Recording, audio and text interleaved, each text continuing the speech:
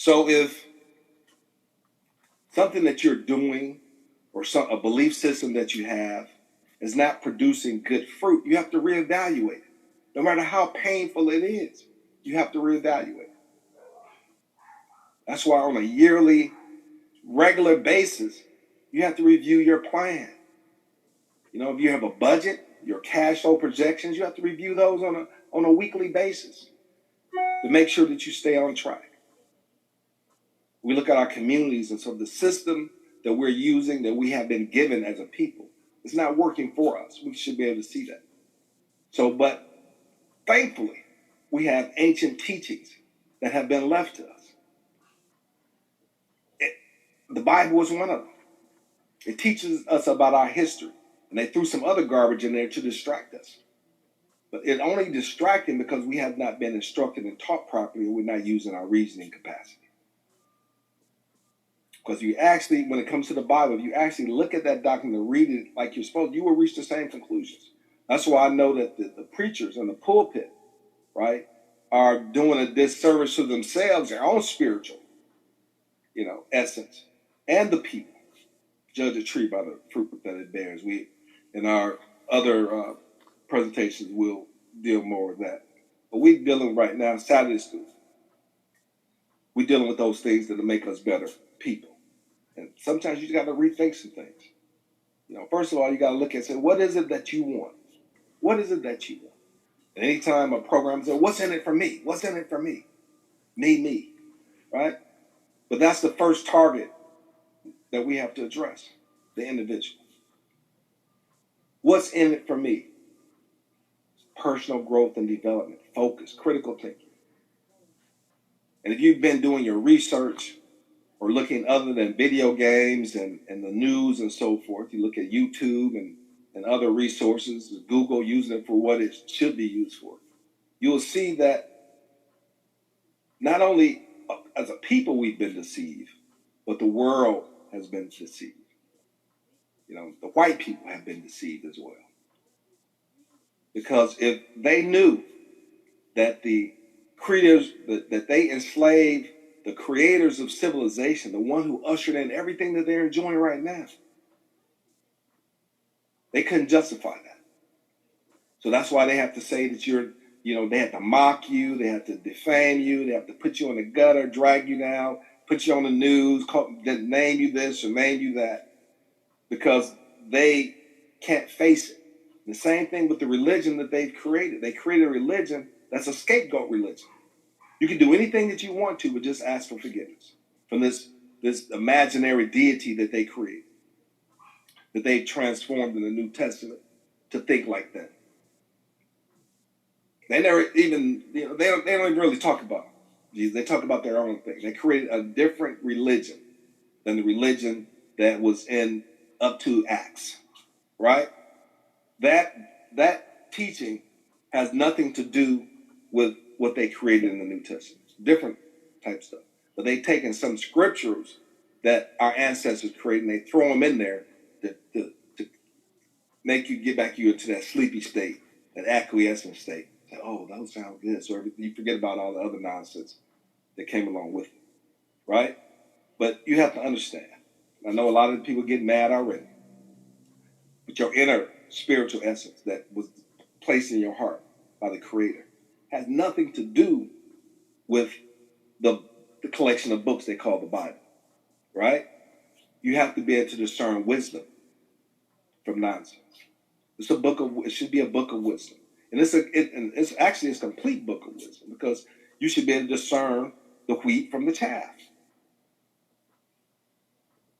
Because that's Satan's job when he came to the scene, is to confuse you. Throw the tares in there. It's confusion.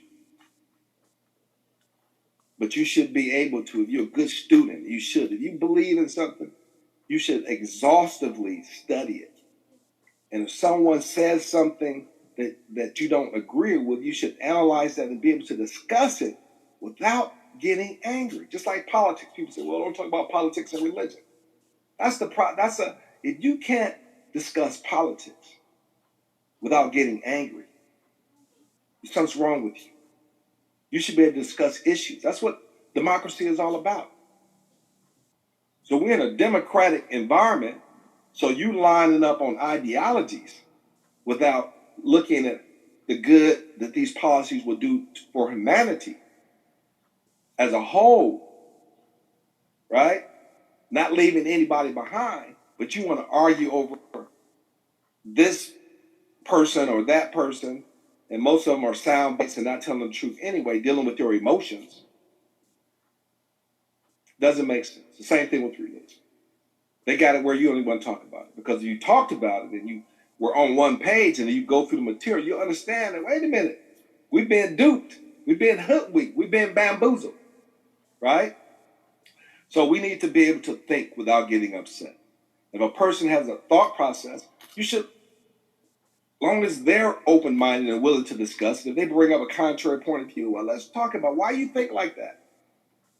What is the data that you're relying on? Because we're at a point now where we need to rediscover ourselves, and we need to rediscover the truth, right? What is it that you want? Because clarity is power. Being focused mentally, emotionally, and spiritually. And that way, socially, we can get along with one another. So the demon, it's a demon of ignorance. If someone can't talk to you about a certain subject, that you entrenched in within our communities and so can't talk about this, we got so many different factions. It's tribalism within our communities. Division, Willie Lynch, gang banging among the churches. It's a demonic spirit. The whole Christianity movement was based upon violence and demonic forces. You got to come up out of that. Come up out of that. Church people have a history of being the worst people to deal with. Some of them got that good spirit, of course. Not all of them. But they're trying to find something that's not there. It's an illusion. And if you ask them to go into the community, to start helping the people in the community and where the church is situated, they say, I ain't got a budget for that. But if you know how to read, you got a knowledge, you got an education, why can't you? That don't cost you nothing to go knock on the door. And you got churches and they don't evangelize their community. But this program is an evangelism tool. Take this ministry, this three-pronged ministry, and use it to talk to the people about. Then you have a facility, you have a structure where you can invite them so they can learn together. This is a Saturday school ministry. We have to learn to think different and be different. And when you know your outcome, you can empower yourself. That's what 30-day life plan takes you through the whole process of organization and structure and budgeting, because we live in a capitalist system.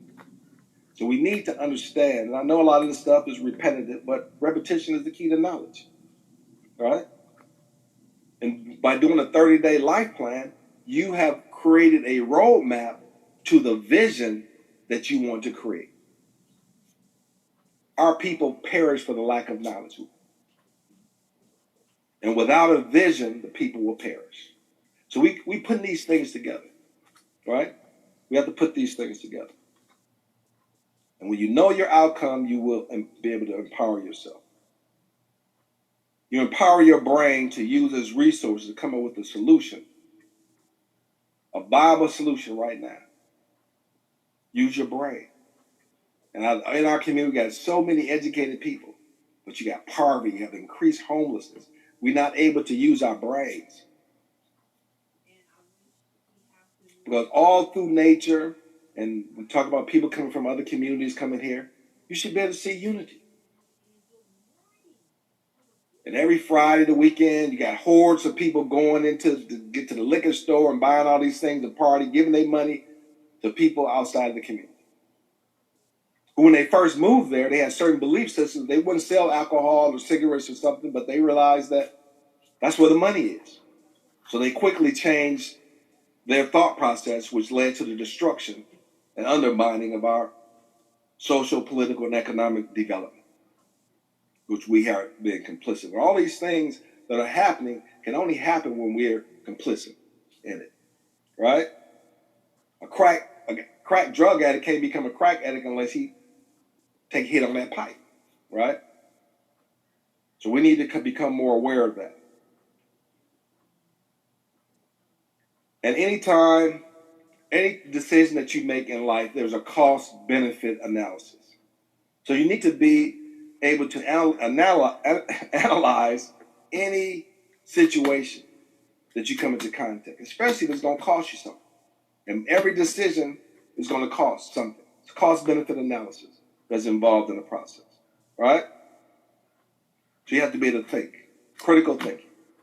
Then we have, after the 30-day life plan, we have a 12-week crash course in critical thinking.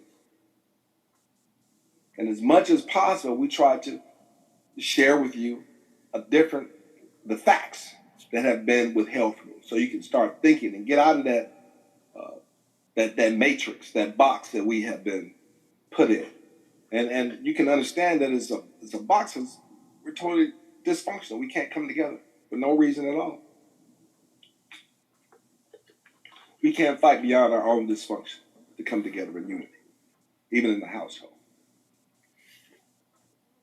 You know, one person can have a set of standards for themselves, barriers that they place among themselves, but them same belief system they don't adhere to when they deal with other people.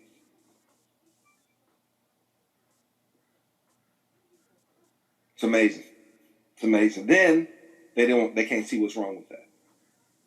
You know, you don't like this done unto you. What does it say? Do unto others as you have others do unto you. We don't follow those basic laws. So nothing is sinking in. Nothing is sinking in. So that's our spiritual, the kingdom of heaven is within.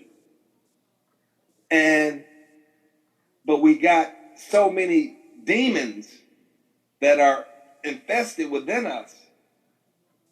We need to cast the demons out. The demons need to be casted out. Just like Jesus cast the demons and they went into the swine, took the demons out of the gentleman who lived in the countryside. And then what did the people do? They chased Jesus away. He was doing a good thing. They chased him out of their town. So they don't want the demons to come out. It's a metaphor. Get yourself into the act, get yourself to take action in the attainment of your goals. Now this material I've been going full force now, consistent. Now this material, not only the fact that we can't see what we need to do that's right, and our inability to work together, we don't even want to listen to what's right. This broadcast should be packed, right? But we don't want to do anything. We want everybody to do something for us. But the magic is when we start doing it for ourselves and we work together in the spirit of unity. And that's why I started off the program with a 30-day life plan. So everybody can be in the same frame. So we can be on the same page. And we want everybody to take action in the attainment of their goals. You got to have goals. If you don't have goals, you're going to be going around in a circle. Then everybody in the beginning, talk to middle school students. Say, listen, if you don't buckle down, and get it together and get focused and come ready to learn, you're going to be living under the bridge one day. No, mister, that'll never happen to me. But nobody plans to fail. But you got to have a plan. If you want to be successful, you got to have a plan. And people talk about those who going to college and got an education. The first thing I know, how much student debt you got? Every student debt you got. Listen, first of all, everything ain't about money. Even though the money is affecting our quality of life, education structures your mind and teaches you. You shouldn't lose your essence. But unfortunately, you got somebody else paying you to pay your bills and stuff. And within our communities, we're not doing anything. So when our children graduate high school and college, we can embrace them within our community. So now they have to go to